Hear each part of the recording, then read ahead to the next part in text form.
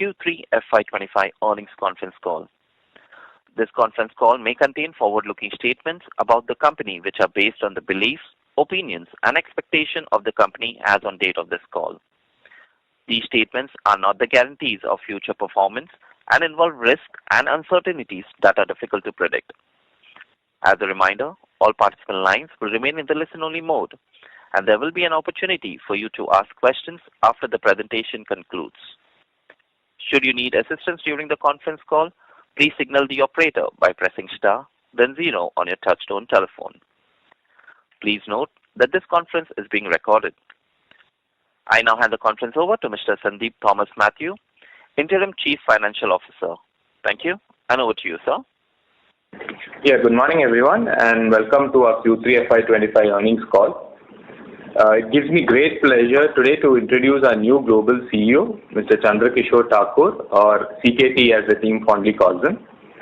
Mr. Thakur has been with Sterling & Wilson for over 7 years and is an industry veteran who has held leadership roles within NTPC, Lanco, and Punj Lloyd previously.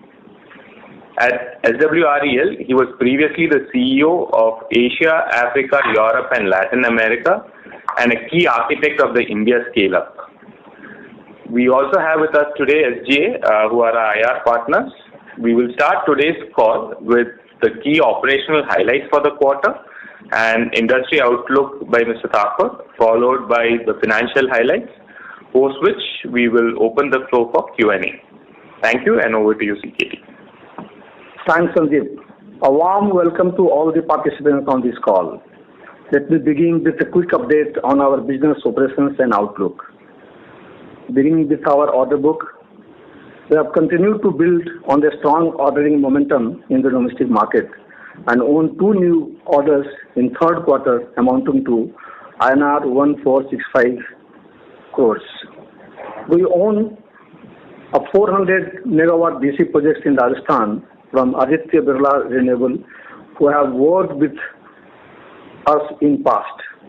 We hope to be able to partner with them in their ambitious pan-India projects in future as well. We also received a second letter of award from GIPCL for a 625 megawatt DC BOS project in Gujarat. We are very excited to be working with them again and provide us an opportunity to showcase our capabilities in the Khavda region, which is becoming a key market for us. With the 2 order wins announced this quarter, our total order inflows for the 9-month period has touched INR 5,679 crore. Of this, the domestic market has contributed INR 4,525 crores, comprising 11 new projects. Looking at the ordering momentum and bid pipeline, we remain confident of achieving our INR 8,000 crore order inflow target, excluding Nigeria and allied project. Our unexecuted order value now stands at over rupees 10,167 crore and continues to provide good P&L visibility for the forthcoming quarters. Over 80% of this order book comprises domestic Indian projects, while the international EOB comprises primarily 2 projects, each in Europe and South Africa. In terms of execution, while we continue to scale up our execution capabilities, as is evident in the sequential pickup in revenues and the projects continue to progress on track, we have also in few cases realigned project timelines as per customer requirements, which is likely to result in execution spillover by 1 to 2 quarters in a few projects. We have been making progress on some of the execution constraints we have faced in the past quarters, including releasing frozen non-fund-based limits and achieving higher open credit terms with the key suppliers. We believe these factors will help us to progress on a sustainable execution growth in the forthcoming quarters. We are continuing to see a very strong bid pipeline in place for India with over 21 gigawatt of projects likely to be awarded in the next 6 to 9 months.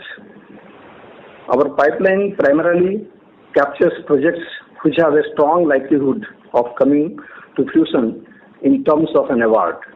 It is also important to bear in mind that in just concluded third quarters, we have witnessed a fairly heavy project tendering activities, especially by the large PSU like NTPC and of course GIPCL, where we turned out to be a successful bidder as well. Thus, the solar EPC bid pipeline is continuously evolving with new projects getting added. As pointed out in earlier calls by Amit, apart from typically strong PSU pipeline, we are also seeing a strong pipeline of private IPP projects coming to the fore. In 9 monthly financial year 25, of the 11 domestic projects we won, 9 projects came from the private sectors. Our existing private customers have exciting growth plans, and we are confident of growing our order book with them. Simultaneously, a large set of PSU bids are also likely to get finalized between now and June 2025, growing our addressable market. We continue to judiciously evaluate projects in India and overseas and are mindful of having to remain patient in order to target profitable orders. Our international business development team is also targeting a few select geographies like Europe and MENA regions for a few select projects which are more strategic in nature and which we shall choose to pursue once our terms are agreeable to our developer. Moving to the Nigeria project, we are still awaiting final order signing and closure. Also, as has been mentioned in earlier calls, post-order signing, we expect the project to take 6 to 9 months to achieve financial closure. We would like to reiterate that the lumpiness in order inflow is to be expected with EPC companies like ours, and timelines for achieving project closure could vary depending on a host of factors, including finalization of contractual terms, financial closures, etc.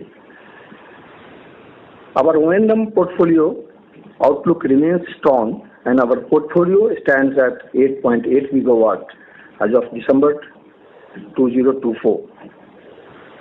Our large stream of EPC projects, which are nearing completion in the next few quarters, will also feed a good pipeline of new projects for O&M, which should aid a meaningful pickup in revenues in these segments from second half of FY26. Moving to industry outlook, India continues to be our single largest focus market and one where we have also historically done very well and delivered. Apart from big pipeline, we have already indicated, which we believe is likely to get awarded over the next 2 to 3 quarters. The domestic EPC market continues to grow and remain very buoyant as we head into FY26. It should therefore be no surprise if financial year 2026 turns out to be a stronger year than financial year 2025 in terms of EPC awarding. Another potential growth area for us is the anticipated pickup in BESS projects across the country. There have been multiple BESS developer bids which have already been awarded, and given our head start of working on the largest BESS project awarded in the country till date, we remain confident to make further inroads in these segments. With a fast-growing market and a strong balance sheet, we believe we are well positioned to tap the growth. With this, I will ask Sandeep to take you through the consolidated financial highlights. Thank you very much. Yeah, thank you, CKT.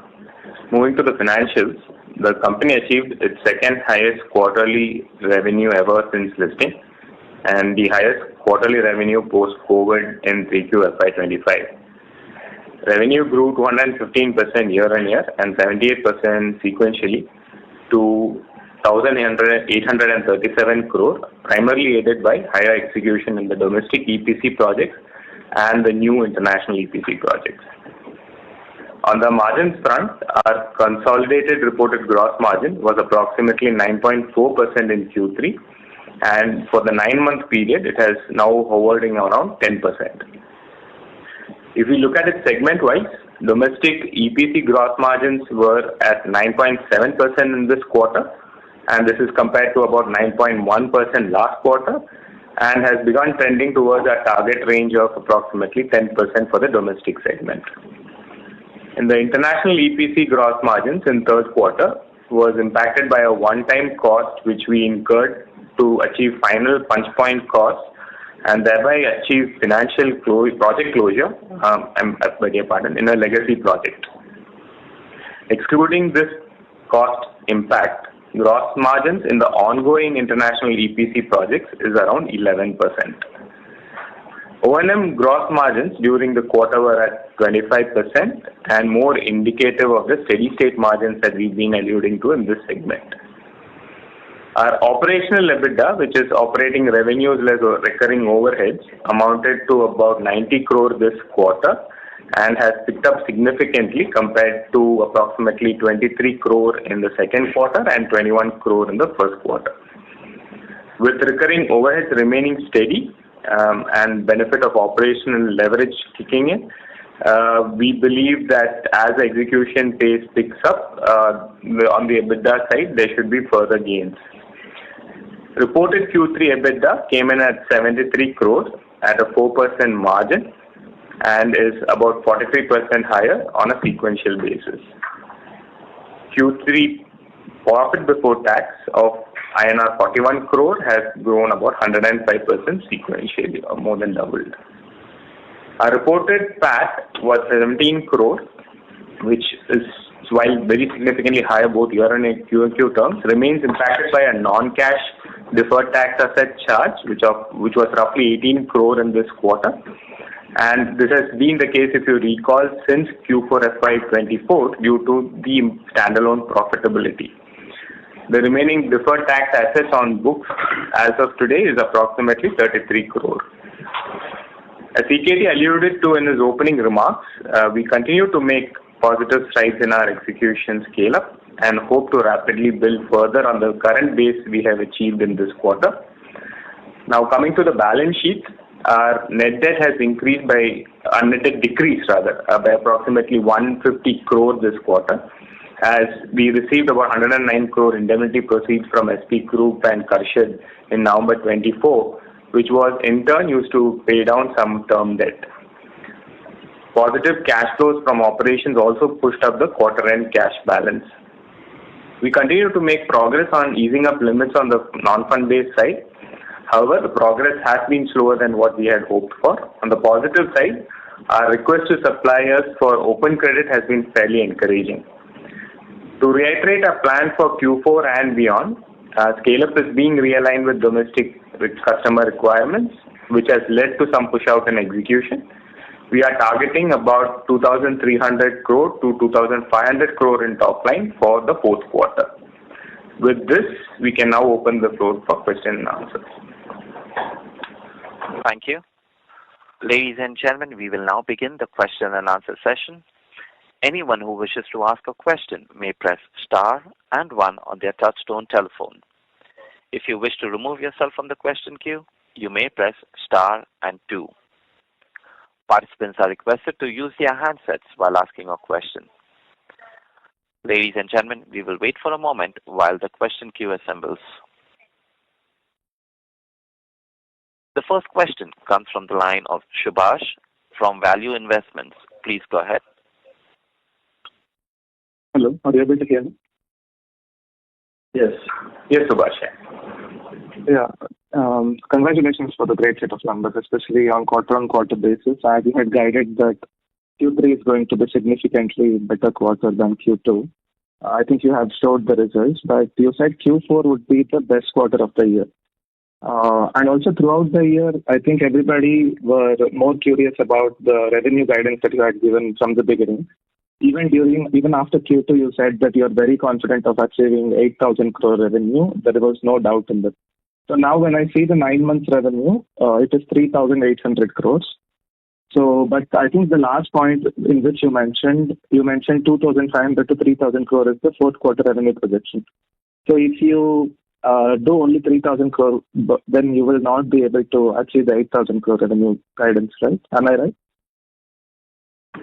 So, Puneet, that is correct. I think what we are, if you sum up the numbers that we have given, you would get to about 6,500 crore range, which is what is the number that we believe can be achieved. And this is, like I said, primarily a function of two factors. One, which is not in our control, which is essentially the customer's requirements, the realignment in the plans as per the customer requirements. And the second, obviously, the ones which are under our control are on the basis of non-fund-based limits and the increased, open credit that we have been managing to get from the suppliers. Those have been progressing fairly well, and that is where we stand today. Okay, so then 8,000 crore revenue is not achievable this year, right? Yeah, that number, if you add up what we've indicated, will indicate to, like I said, 6,000 to 6,500 crore. Okay, 6,000 to 6,500 is also fairly a good number for the year, but since the creator was more excited about the 8,000 crore, this would be a disappointment. But my main question is about your first point. You mentioned that due to the customer realignment. Could you elaborate more on that? Why you said that after Q2 in the investor call, you said there was no problem in execution and you are very confident of achieving 8,000 crore.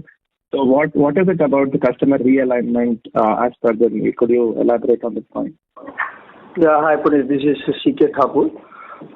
When you say customer realignment means some of the projects, because of some difficulties on the land acquisitions and the evacuation capabilities getting ready, matching with the project requirement.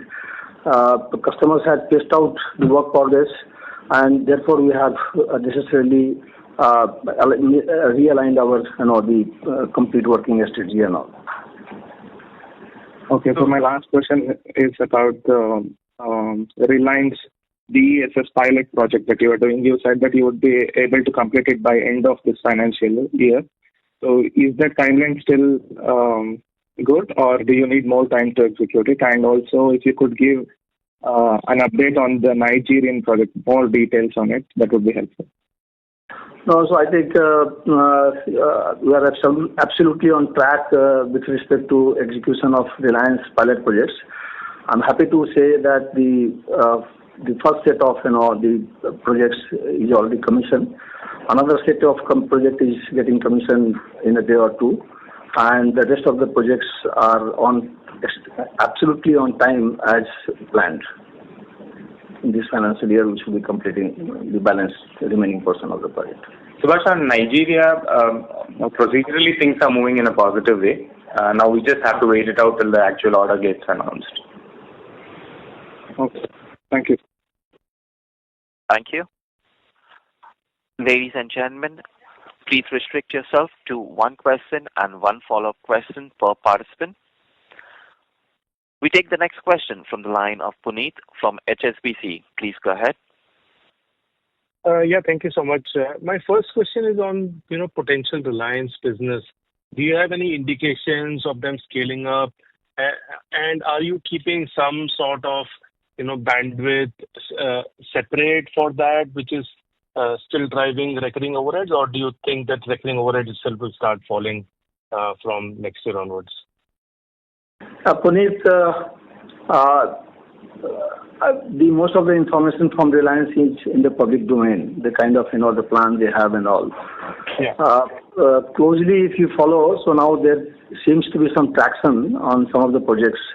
We are well poised and we are in discussion with them, and hopefully something would be materializing soon. And what implication does it have on the recurring overheads? I think that is what I'm trying to understand. So if the revenues are increasing, obviously we have to add some teams, right, for them. So depending upon the business scale up and all, but that would be impacting onto the reduction of revenue overhead only, right? So if the revenue goes up, the overhead obviously in the overall business number will come down. that would be a positive sign. Puneet, there are two aspects to this. One is on the fixed overheads part, which is already part of the recurring overheads, right? Yeah. There we have already indicated in the past that, up to a certain revenue run rate, which would, probably be significantly higher than, let's say, our current quarterly run rate, right?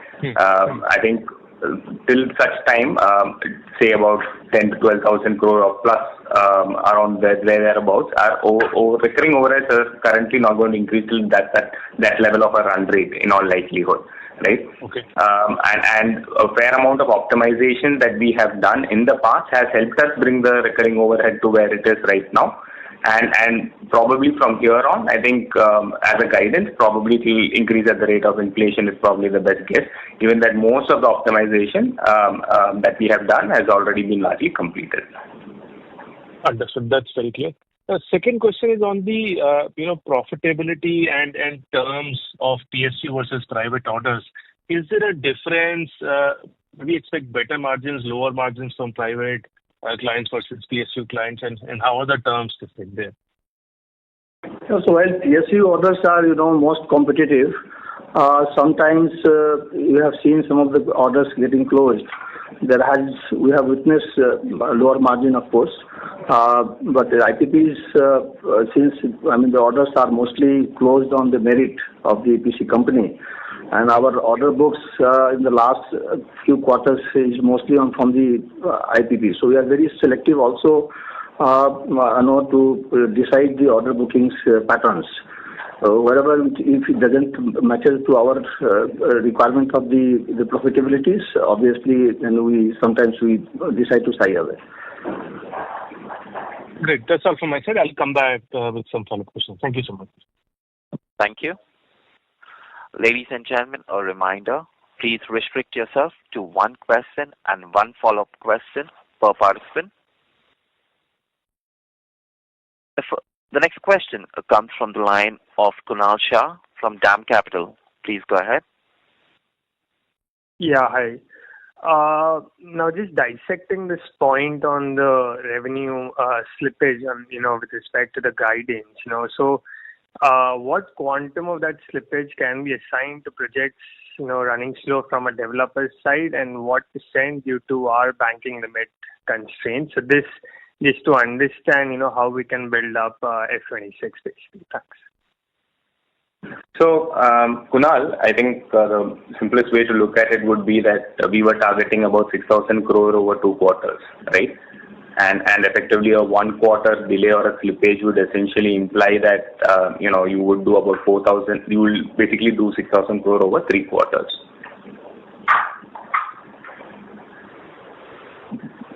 No, I am still unable to understand. Like, initially we were guiding for 8,000 crores, and now we closed roughly, let's say, between 6,000 to 6,500 crores. What I'm trying to understand is this 1,500 crore shortfall versus our initial guidance. How much is due to the developers running slow, and how much due to our own banking limit constraints? So a large part of this, if you just go by what I was trying to explain to you, would essentially imply that a large part of this would be on account of the customer realignment that has happened. Right. And okay, understood. And so now, just basis where we are in terms of the order book and the banking limits, how should F26 sort of shape up on a conservative basis, ex-Reliance and ex-Nigeria, from a revenue perspective? So, see, what we have targeting is essentially look at 2,300 to 2,500 crore exit run rate of Q4. I think will be a fairly good indicator of what we could look to do in a steady state. Okay.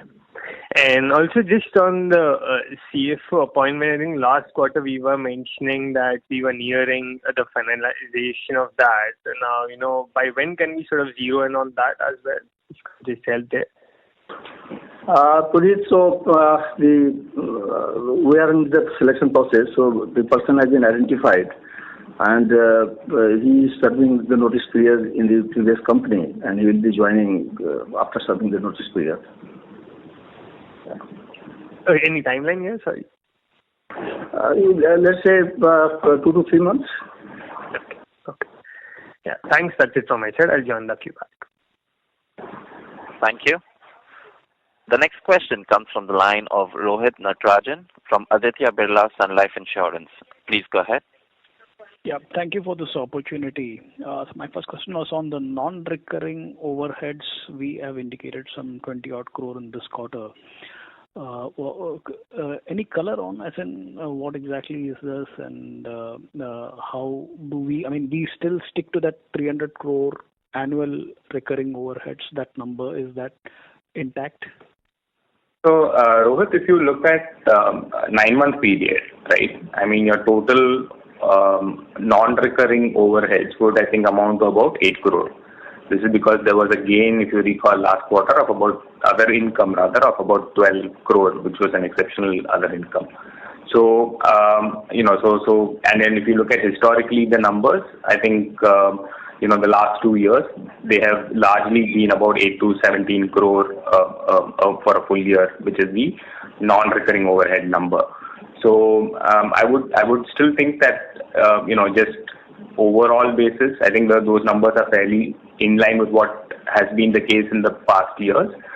And, I think overall, if you look at what our recurring overheads are, they have still been about 80 odd crore. So, and that's where we've been guiding to. So that 320 crore number still looks, 320 to 330 odd crore number still looks very much the case. Really appreciate it. My second question is more to do with the interest part. So essentially, we were of the thesis that if we have to do some 8,000 crores, 70 to 100 crore is what we support through churning of the non-fund based limits. Now, what is the interest, the non-fund based charges that we pay? We were in talks earlier to negotiate it downwards, I believe. What exactly will it be once, that thing gets, turned out to be true? All the negotiations, if it goes through. So the charges will eventually settle at around 0.50 bips to 1%, Rohit. Oh, okay. So that will be at least, I believe, right now. And what is the amount that you pay right now?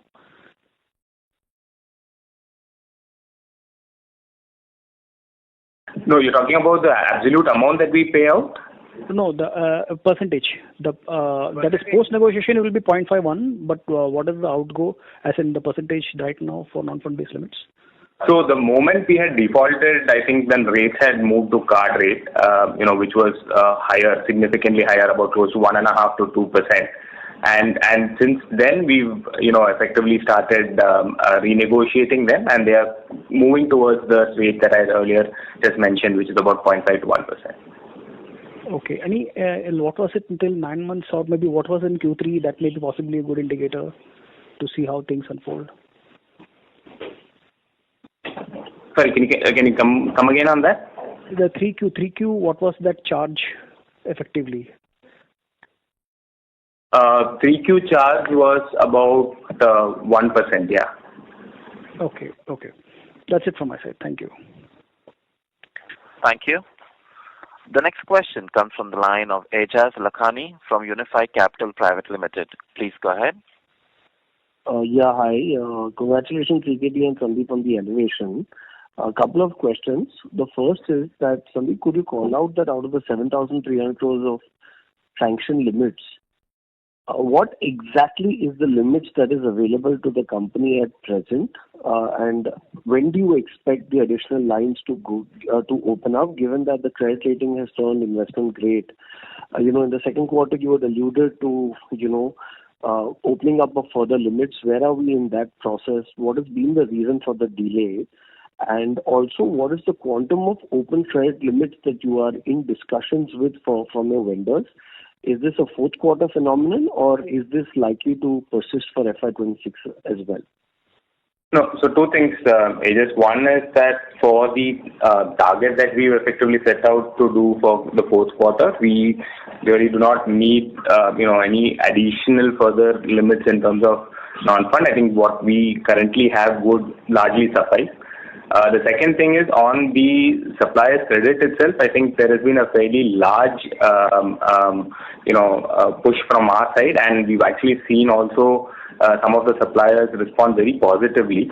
One thing that obviously happens with supplier credit is that your payment cycles tend to shorten a bit, which is fine. I think what we have been trying to do is push more towards on the supplier side and make up for the lack of limits as such, which has been the case. And just so most of the open credit payments now we have been paying in 40 to 60 days time. So that's a good signal basically. So that way we are getting, the push, we are able to give the push onto the revenue generation side. And out of the 7,300 crores of limit, could you just answer what is the actual limits that are available to the company at present? About 4,500 ages. Okay, I think last quarter this was closer to 3,500. So 1,000 crores of additional limits have opened up from the existing bank. So some of the limits has increased post the investment grade rating upgrade. Okay, so are you saying that the limit is no longer 7.3, it's higher? No, the ones that are available for use ages. Okay, but the total sanction limits were about 7,300. Is that number broadly correct? Yeah, that number is still broadly correct, yeah. Okay, and out of that you have 4,500 crores that you can draw today. Correct. Okay, and does this 7.3 include that IREDA 500 or IREDA 500 is over and above? No, that is over and above. Over and above. Okay, fine. The other one is that, so what I'm now understanding, given that you've had an additional improvement sequentially in limits, your call out is that it's really the delay from the client side and the realignment from their side because of evacuation pressures that has led to this revenue shortfall. Is that broad understanding correct? Okay. Yeah, your understanding is correct. Okay. So, sir, then I have two questions on that. One is that, the PSU pack, which you were expecting to sort of close out in this year, had a delivery deadline date, right? And if we did not meet that, there were implications, that are there in clauses and contracts. So, will there be, could you just explain that on account of all of this, what will be the impact, beyond the revenue shift that will take place from 4Q to 1Q? Will there be any additional impact to us? No, because it's basically that we have to align with the customer requirement, and it's the constraints imposed by them. So therefore, together we decided to pace out the work, and contractually there won't be any impact. Okay. And so secondly, from a fungibility standpoint, see, if money was not a constraint, you had enough C&I orders as well that you could have executed to cover this shortfall, and you could have realigned resources. So could you just expand your thoughts on that? No, so IPP projects, if you see, we are, except few projects where there had been initial land issues, and that has really, pushed the project progress. Other than that, we are almost on track. Every single project is on track. There is no delay. Okay. And so just one last observation from my side that, fiduciaries like ourselves, which, are completely reliant on the management to provide us with, business outlook. In that light, sir, your guidance keeps, there's a consistent pattern of over-promising and under-delivering on that front. My request is that, sir, if you could introspect into this aspect and help us, if you need to, in this matter a little more firmly, sir. Thank you. Sure, thank you, Aegis. We'll definitely take your feedback into account. Thank you. Ladies and gentlemen, a reminder, we request you to restrict to 2 questions per participant. The next question comes from the line of Shivani from Monarch Networth Capital. Please go ahead. Hi, am I audible? Yes, Shivani, please go ahead. Yeah, thank you for the opportunity. I wanted to understand about the pending litigation matter. What are the developments and how confident we are of, closing some of the litigation? So some thoughts on that would be helpful. So, Shivani, I'll start off and maybe CK can add. I think one important development that has very recently happened is the Andhra Pradesh High Court had ruled favorably in a GST case that we've been fighting in the courts, where they have ruled that it is to be taxed at it's not to be taxed at 18% as the initial order was. So we are now planning to effectively contest this across the other states as well, and hopefully if we get a positive development on this, we should be able to recoup some of the amounts that are currently stuck in those cases, in that particular GST related case. Over and above this, there have been some positive developments in one of our Australian projects as well, and we should hopefully in the next quarter have an update for you there on that as well. Anything else, CK, that you can think of? It's okay, yeah. Yeah, so those have been two, I think, important updates that have happened, as for the others, their things are moving procedurally, and I think we are fairly confident of our position on all the litigations that we are involved in. For the projects you mentioned about, what is the corresponding amount that you're looking at? So we are about, I think the total amount is, if I recall correctly, about 170 odd crores. Okay. Yeah. Okay, and the one with the US arbitration that is pending, no updates on that as of now? Things are moving procedurally, like I mentioned. Nothing incremental as such to report over here. Sure. And also, could you quickly elaborate on the gross margin impact for the international project, which is to do with the legacy project? Yeah. So, I think we had to take about 3 million AUD, cost that we incurred this quarter to achieve final punch points in one of the last projects that we had to essentially hand over in Australia. The client was, very honestly speaking, unreasonable or acting very unreasonable in our view. And contractually, our legal team was very confident of winning the case as well. But we didn't want to pick up another legal battle, so we just decided to take the cost and complete it. Okay, sure. Thank you. I'll get back in the queue in case of any follow-on questions. Thank you.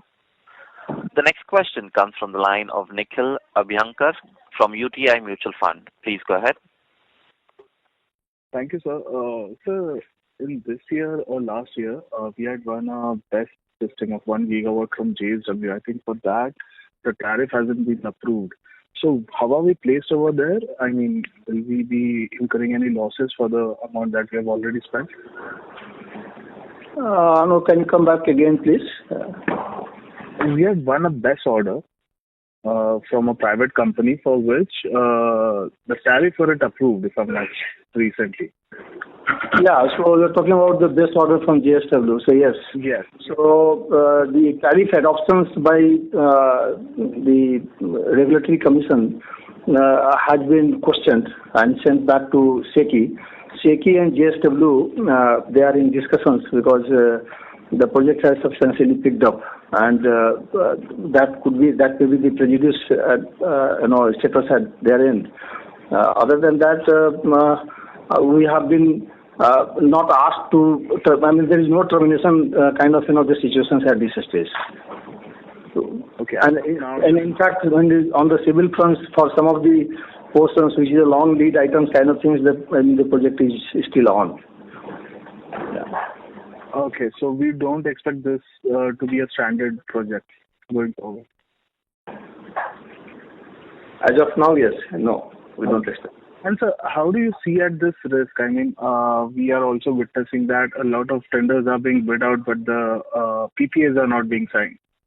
So can you just elaborate? I mean, how do you look at it going forward? Will it impact our execution as well? No, so not really. So all those orders that we have, the PPA is already signed. So that will not be impacted in any case.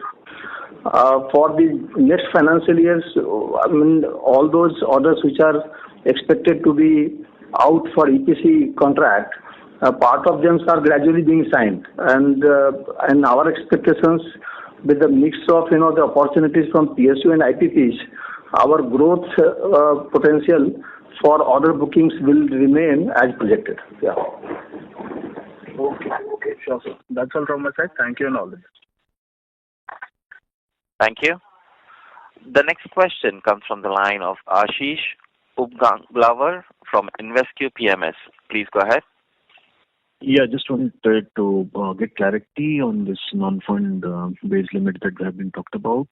You said the 4,500 crores is the usable limits, and would that mean 2,000 or 2,500 crores of top line is the max that can be achieved with this as of now? I mean, just a sort of understanding would help here. No, that's not entirely true. So effectively, 4,500 crore of non-fund based limits comprises limits which are used for bank guarantees. These include both advanced bank guarantees and performance bank guarantees, and also for letters of credit, which are LCs, right? Now, obviously, in the case of older projects, once we complete them, the bank guarantees which were given, they come back. For new projects, we need to give them. So it is essentially a pool where there are projects coming in and coming out, and at the same time, you also need to manage what effectively are, the letters of credit as well. So what really impacts us over here from the non-fund based limits is essentially the letters of credit number. And there, like I said, sometimes if BGs get vacated, then we can utilize that facility for LCs and so on. So 4,500 crore effectively, what we had indicated last time with 1,000 crore of LCs, we should be able to, churn it around once every quarter at least. That was the ballpark estimate that we had given. Over and above that, you know that we already have taken a 500 crore IREDA loan, which also will ease some of the cash flow constraints. Our projects in general are negative working capital as well, so sometimes they throw up excess cash as well, which can be used for execution. And over and above that, you have the support from the suppliers in terms of open credit, right? So all these combination of factors are what eventually leads to the final execution run rate. And basis what our current clients' requirements are and where we stand, we believe we had earlier indicated, we should be able to do about 2,300 to 2,500 crore next quarter, which we hope will now become sort of an exit rate for the forthcoming quarter. Okay, and the progression that you would see going ahead on easing of these things. I mean, you said that something is in the works and that would help probably. So anything to share on that, on the limits getting enhanced? So, yeah, like I said, so this is a continuous process. The fact that today we already have 7,500 crore worth of limits and only 4,500 crore is usable. So our attempt will be to, try to get back to higher number, right, than what we are currently. But that is a continuous dialogue with the banks that we are having on the side. And, as soon as we have updates over there, we will, keep you guys posted as well. So the net number of 1,000 crores between September quarter and now, that is the addition that we've had, right? I mean, someone questioned on that. So is that the right understanding? So these are essentially the unfrozen limits. That's currently about 4,500 crores, yeah. And that was 3,500 in September. We'll have to check that number, but yeah. Okay. And wanted to check on the overall scenario as well, because is competition coming in decently big, though the kind of macros for our business seem to be pretty good in terms of order inflows typically for the sector. But how is competition shaping up in that? And because we've seen one of the players, reporting not so great numbers. So just wanted to check on, is anything changing on that? Competition or the macros basically? Yeah, so market is quite competitive. That is true. So many new players have come, but there are enough opportunities. As per our business models, we are selective onto the project qualities, both from the PSU and the IPP side. So as far as our target seems to be there, and looking at the market opportunities, we don't feel that we are constrained upon achieving our target number. And any impact on our profitability of competition or maybe aggression in that sense? Because we've seen gross margins are a bit lower compared to, maybe it is because of the mix or anything you could just highlight. No, so even in the intense market, we have been able to grab some of the projects at a fairly good margin. Like GIPCL, recently we have won this order. This is at fairly good margin. However, and this was again a very competitive bid, right? So sometimes it's all market specific, and the market is obviously competitive, but our business model says that at what business price the margins we have to operate. We are, fairly trying to work around that only. Mm-hmm. So I don't think that because of this, there is going to be a huge pressure into the margin, because ultimately, it's a question of, some quarters could be the good scenarios, some quarters could be probably too intense, but then we have to position ourselves to see that we are as per our own business understanding. Okay. And lastly, nothing to add on the Nigeria bit, given the elections in US are over. So any sense further that you're getting into it, or we are status quo on what's been happening over the last 2-3 quarters? So, like I earlier alluded to, in Nigeria, things are procedurally moving in a positive way. So, we'll have to just wait it out now till we actually get the order. Okay, thank you. Thank you. Ladies and gentlemen, a reminder, please restrict to 2 questions per participant. The next question comes from the line of Alisha Mahawla from Envision Capital. Please go ahead.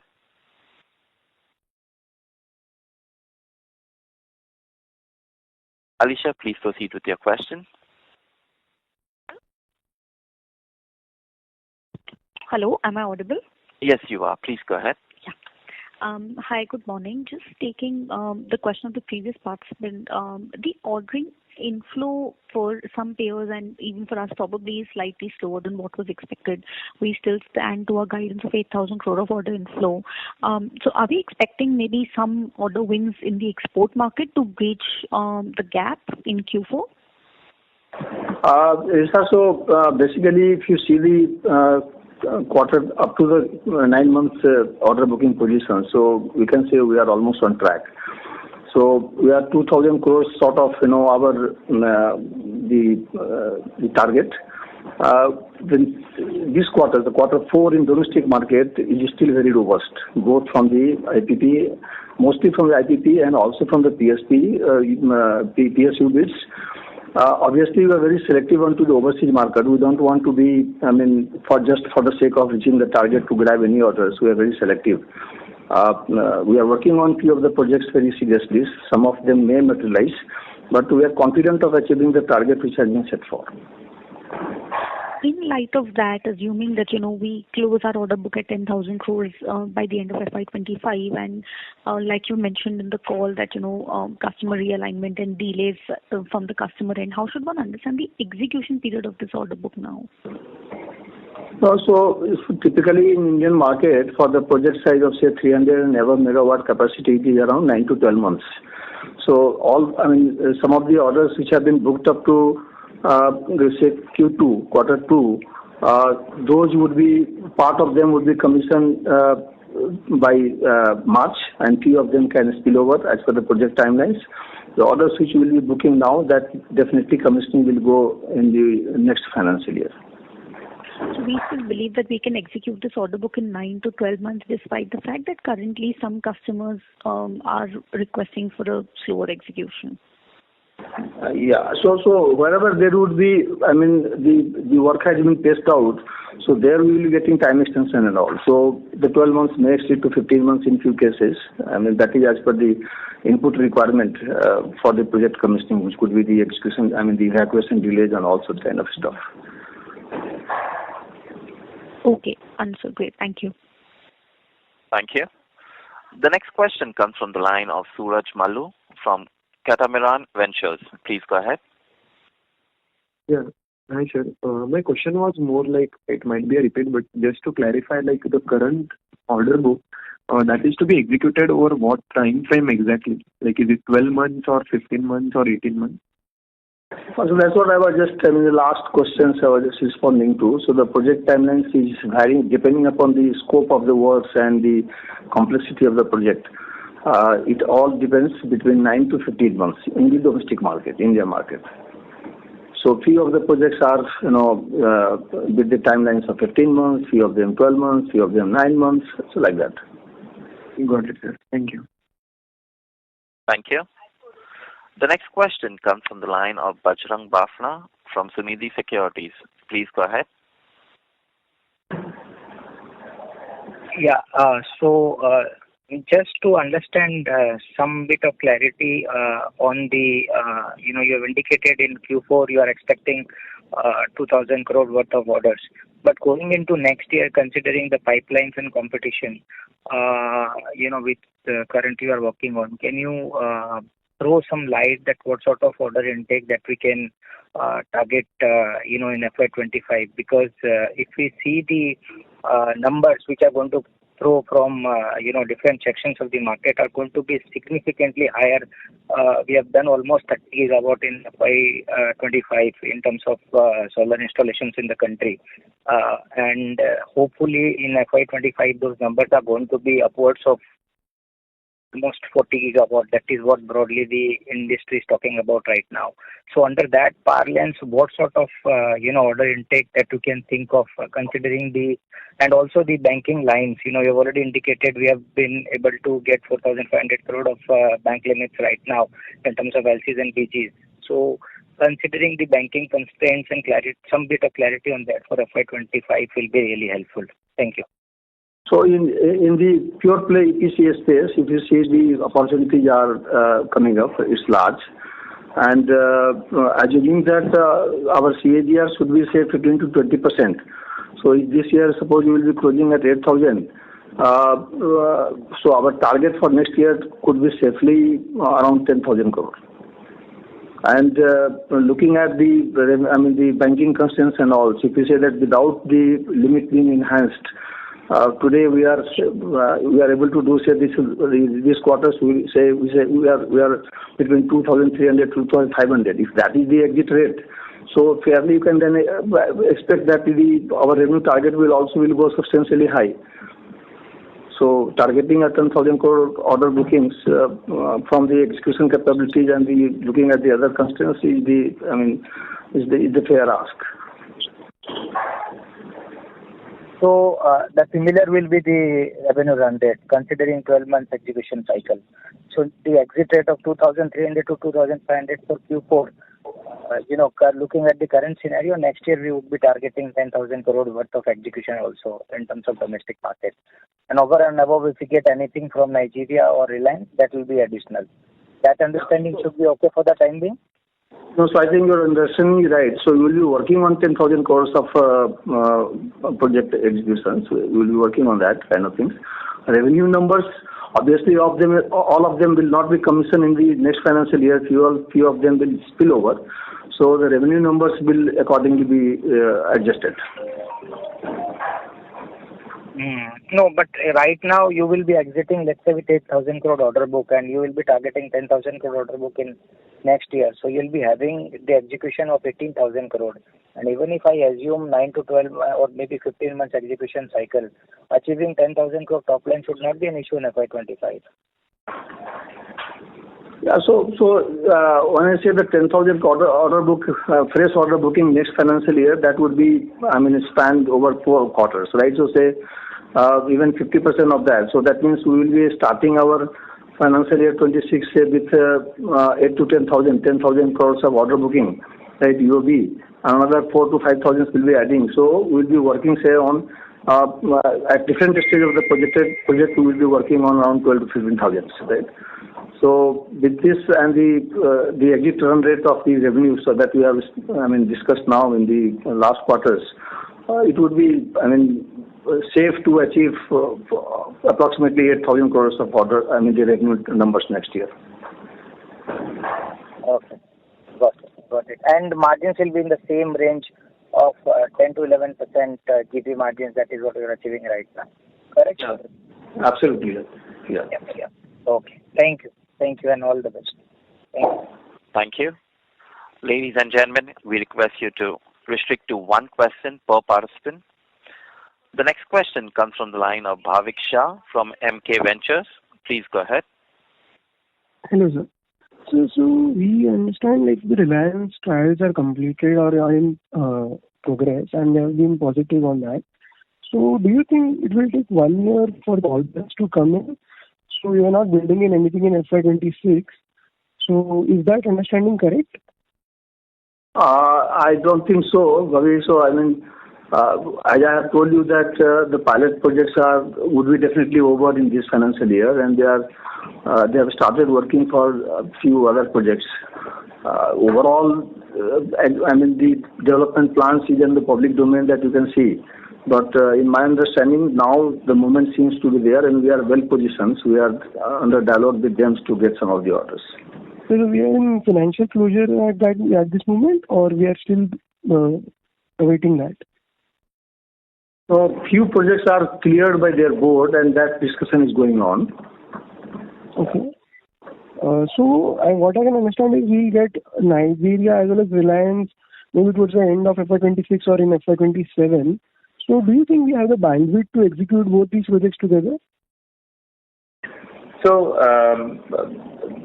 we've been talking about this in the past as well, right? That we will scale up as we go, and as the order inflow comes in, we will ramp up the teams to what we believe will be an sustainable level that is required. Specifically for Nigeria as such, we do not at this point see any need for additional overheads. For Reliance, as and when depending on the scale of those projects, we will take a call once we have more clarity and visibility on the steady state run rate over there. Okay. And for this 10,000 crores of order inflow for FY26, this is excluding Reliance and Nigeria, right? True. That's true. Yeah. Okay, sir. Thank you so much. Thank you. The next question comes from the line of Amit Mehendale from Robo Capital. Please go ahead. Thanks. All my questions have been answered. Thanks. Thank you. The next question comes from the line of Ishwar from iThought PMS. Please go ahead. Hi, sir. Thank you for taking my question. I just had a clarification on the slide which you've given. So you said that the future scale-up of the company has been realigned to the requirements of the domestic customers. Can you talk a little bit more on that, please? We've already fairly, in detail explained this. Is there anything specific that you would like us to add? Okay. Is there any difference between the requirements of North American customer or a Middle Eastern customer and a domestic Indian customer? No. So this essentially effectively just refers to largely our domestic customers, the realignment that we're talking about. And these have been, like CKT had earlier alluded to as well, due to land acquisition related issues that they have been facing at their end. In certain cases, it has been transmission issues and so on. Right. Great. Thank you. Thank you. Thank you. Ladies and gentlemen, that was the last question. On behalf of Sterling and Wilson Renewable Energy Limited, that concludes this conference. Thank you for joining us, and you may now disconnect your lines.